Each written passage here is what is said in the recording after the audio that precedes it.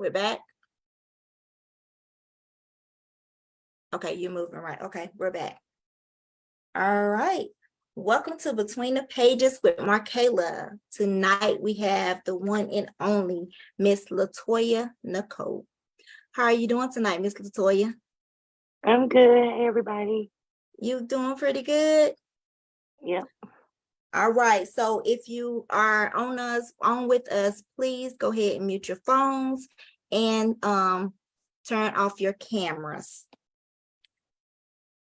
So before we dive into everything, Miss Latoya, I love your books. You are definitely in my top 5. You in my top 5, most definitely. My top 3. You what started me to start even. I know it's plenty others, but my style and how I like to, what I consider humor, you definitely brought that out. Some people laugh and they see other stuff funny in different ways, but me, I found that to be my way. I like how you word your stuff. You got a unique way of writing. And we done talked before and you be like, Markayla, I'm so serious. And I'm like, it's so funny though.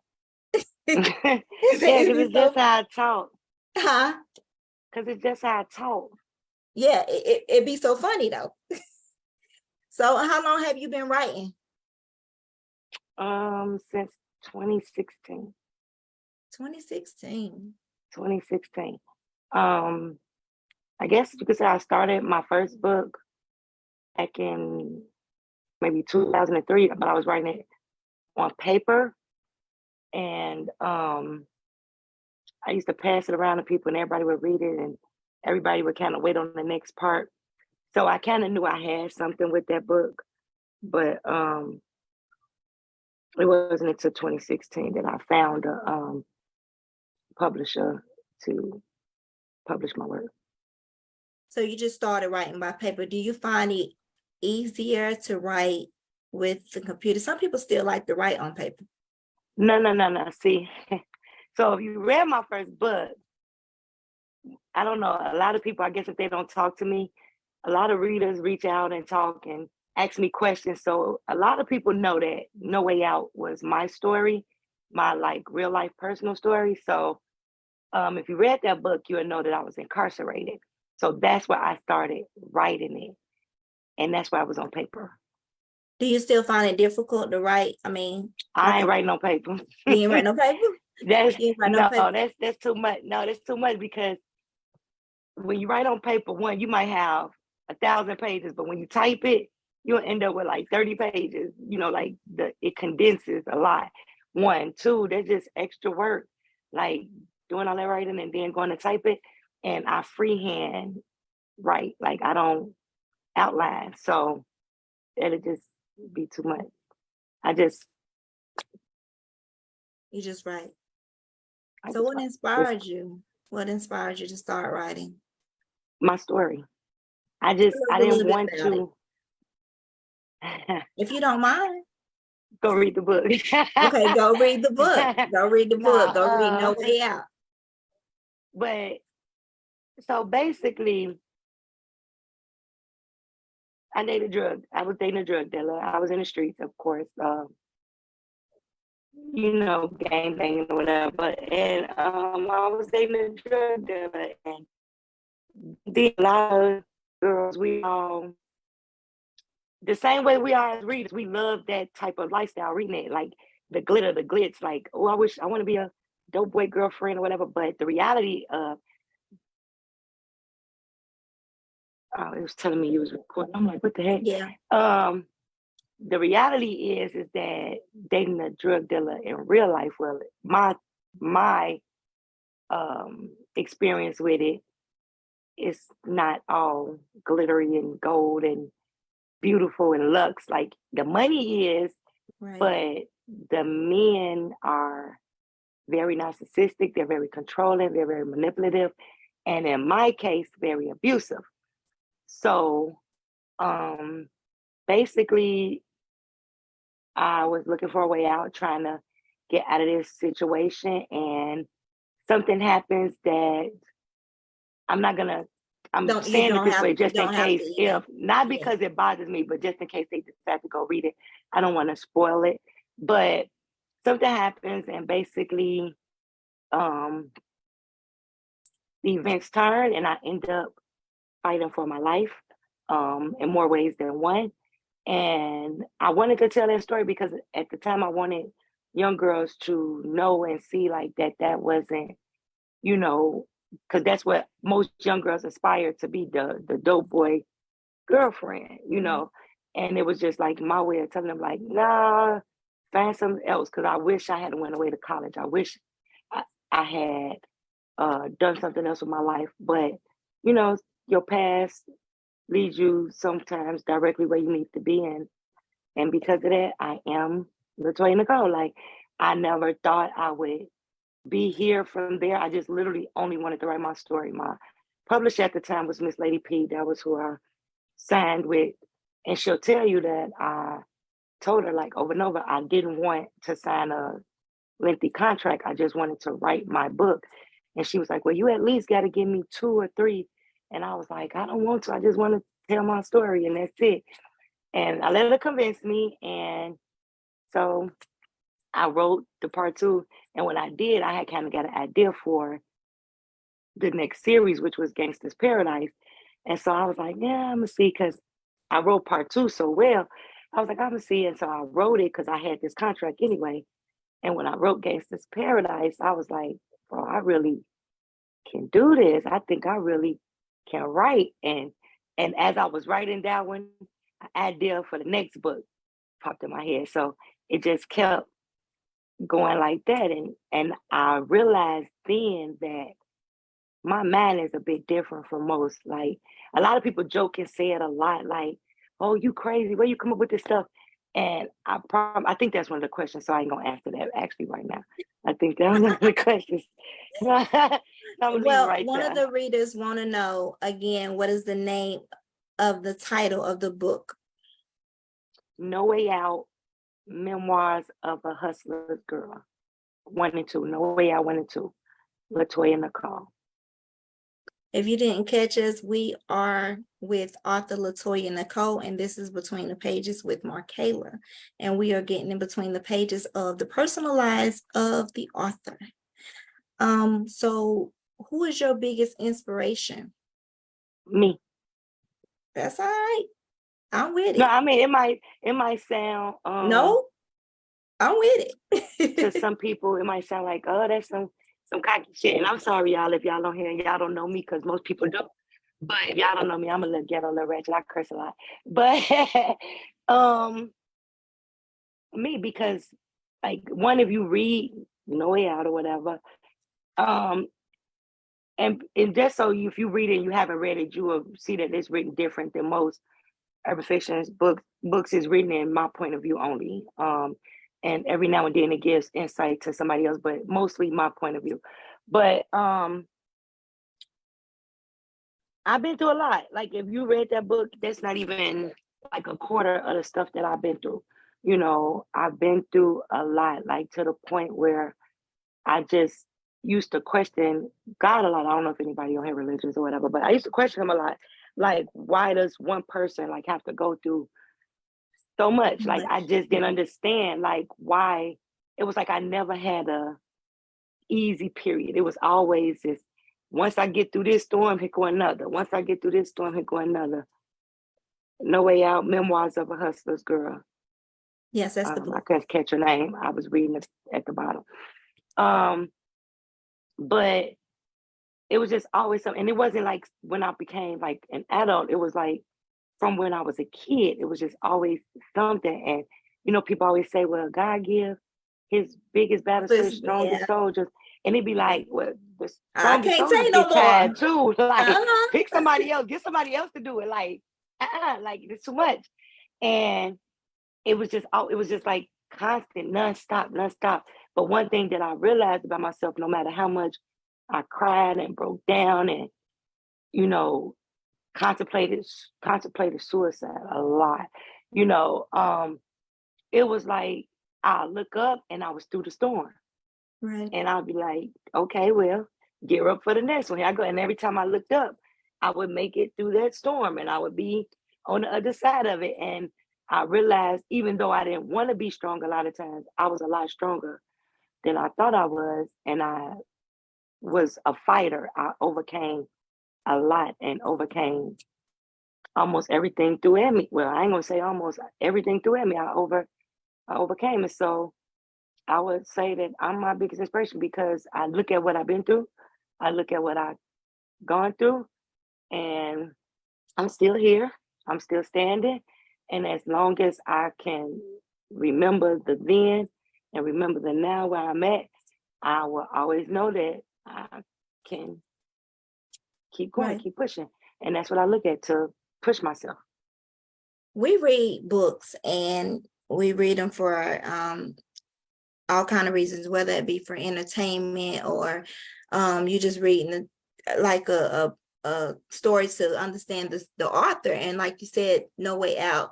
I'm glad that we even had this conversation. I wasn't quite sure where the interview would lead, but I'm glad we're having this conversation because so many people are going through something you went through, don't have a way out, trying to figure out how to get out. And you not only got out, but you found out a mental way to escape, and that is from writing. And God saw that, and he saw that it was good, and he continued to bless you in your writing.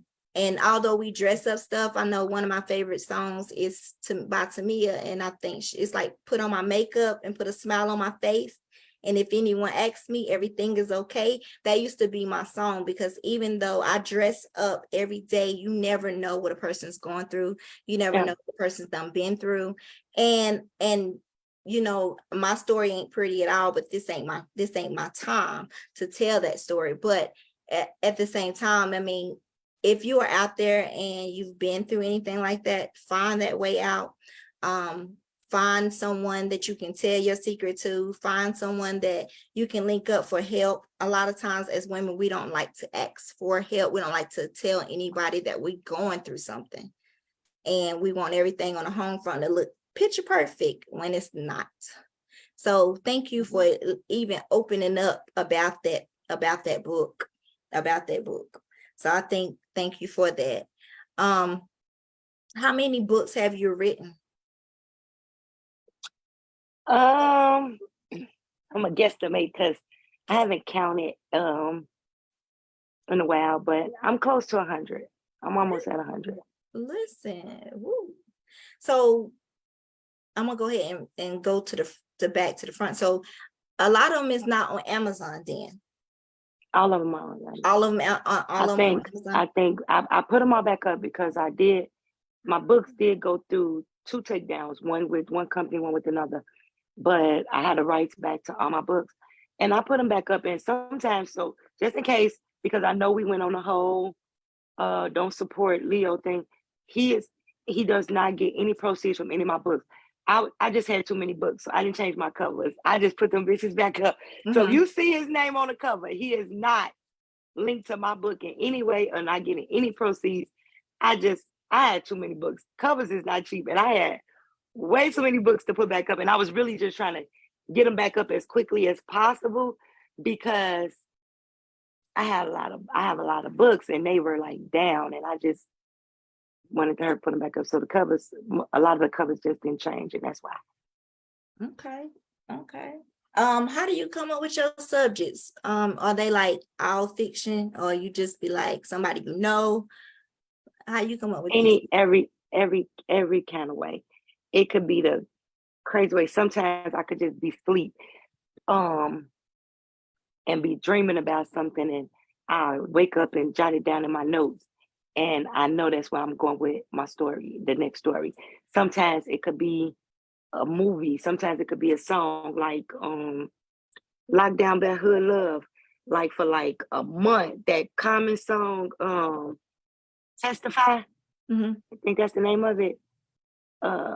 Before you lock my love away, that song. It was just kept playing in my head over and over and over and over and over and over for like a month, and I was just like, I'm gonna write a book to that, basically the meaning of that song, and I did. I got I don't even know the type. I got so many books, but I don't know which one it is, but it's one of them standalones. But I wanted to write my version of Othello. Oh, with McCall Pfeiffer, when he was a basketball player, Yeah, yeah, and yeah, yeah, yeah. yeah, yeah, and old girl from Say the Last Dance. Yeah, Yeah, I wrote what my is it? version of it. Yeah, dang, what is the book? Love and It's Basketball. Othello. Love and Basketball. No, No, no, it's not Love and Othello. Basketball. It's Othello, like Oh, Shakespeare, but that. it's Oh, called yes. Oh. Oh, yeah. I love. Oh, yeah. I love that. Yeah, so I wrote my version of it, you know. It's just different things sometimes. Like, I don't know, sometimes it's not even necessarily the book. Sometimes a character speaks to me, and I just like with Sir Devereaux, it wasn't the book, it was him that I wanted to write him this way. And when I started writing him, it ended up being an erotica, but it wasn't supposed to be.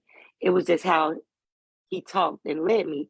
So sometimes I only know how I want to write a character, and I'll start writing that character, and then the book goes, I let it go where I want to go. So I know you write urban fiction and you have written some paranormal. What is your favorite genre to write? Well, first I've written probably all genres, a lot of genres. Drama? I ain't gonna say all, but I've written a lot of genres. I'm not a, I no longer consider myself an urban fiction writer. Mm-hmm. I refuse to allow anyone to put me in a box anymore. And I just, when people say what genre you write, I write them all. Let's Whatever talk story about I that box. feel. Let's talk about that box because I know a lot of our authors are getting out of like wanting to be labeled inside of that box. Like, what is it? What is it inside of that box? What are readers doing, or what are the industry doing to It's make? not even so much that, it's just Mhm. restrictions. I've Okay. never liked restrictions. And like, it may sound crazy, but even coats, I don't like coats. I don't like seatbelts. I don't like restrictions. I don't like feeling trapped. And it could be because I was in jail, but I don't like to be mentally, physically, nothing trapped. And when I'm being labeled as this or forced to write this, or, oh, I'm not going to read her book today because she got a new book. I'm not gonna read it because I'm only feeling romance right now. Well, I got a romance. Go read a romance. Oh, I'm only feeling BWWM. Oh, I got one of them. Go read that. Oh, I'm only feeling paranormal. I got one of them. Go read that. That's the type of author I want to be. Right. So when readers will come in book groups or whatever and be like, I'm looking for a book about single fathers, or I'm looking for a book about werewolves, and I don't have one, I make a note. Go write one. Any book that a reader say they want to read, I intend to have it in my catalog. You'll be able to say, oh, she write everything, but no, she got this book. I'm gonna go look for. You'll be able to search my catalog and go find whatever it is you're looking for before I'm done. And I'm almost there. I got got a lot of it in there, but my main genre that I wrote was urban fiction because that's what I came in the game writing. Mm-hmm. And that's where most of us are comfortable. That's definitely where I'm comfortable because that's what I know.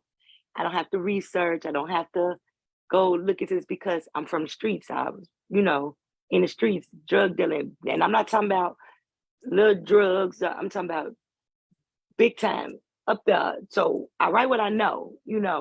So it was easy. And I could write it in my sleep. So I was comfortable there.